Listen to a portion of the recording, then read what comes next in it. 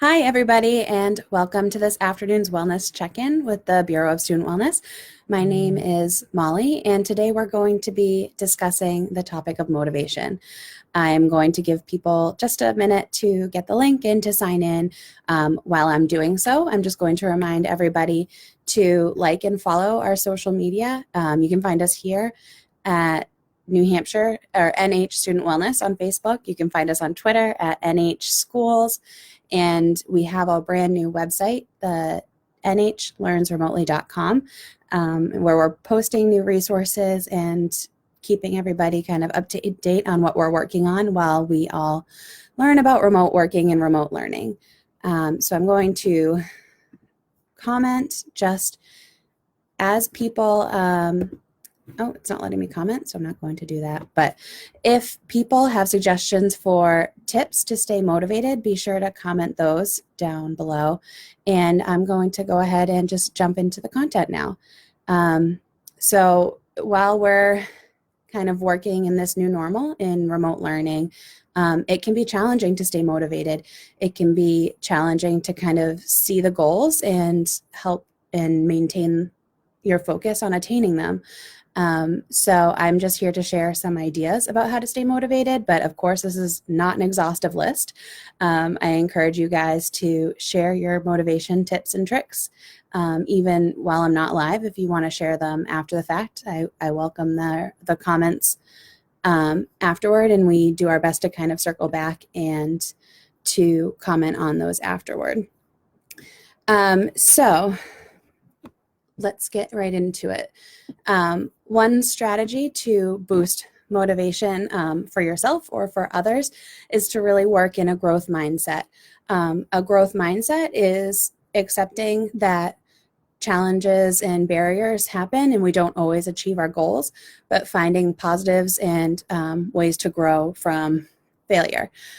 So you can encourage others by recognizing that they may have not reached their goal, and still congratulating them for their effort. So one way to do this is just to create an environment where it's okay to fail. Talk about your own failures if you have a student at home and share how you've worked to overcome these. And in that same spirit of growth mindset, you can set high expectations, not just for yourself, but for everyone in your family, and really live out those expectations and let your learner know that what they're doing is great work and that they can reach these expectations that you've set for them because you know that they're a hard worker. Scaffolding expectations. So obviously don't set an expectation that's too high that kind of, they feel they can't reach on their own, but obviously not something that's too easy. So an expectation I would not set for myself is, I have the expectation that I'm going to get up and go to work every day. That's too easy. I'm going to do that. I'm already motivated to do those things.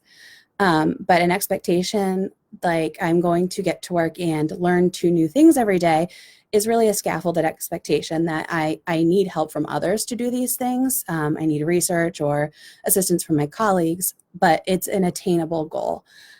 Setting an expectation for myself that I am going to go to work every day and also make $1 million is unfortunately not a realistic expectation. And then that would kind of be detrimental to my motivation.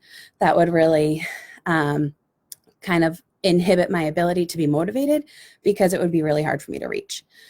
So like I've been talking about with establishing high expectations, but attainable goals. So really thinking and working with your learner or with yourself, whoever your audience is, about creating an environment where they can try and where they can fail, but they can also really learn from those mistakes and learn from all of their different growth opportunities. I've kind of alluded to it up until now, but one great way to build motivation is to model motivation. Show what you're working toward and why you're working toward it.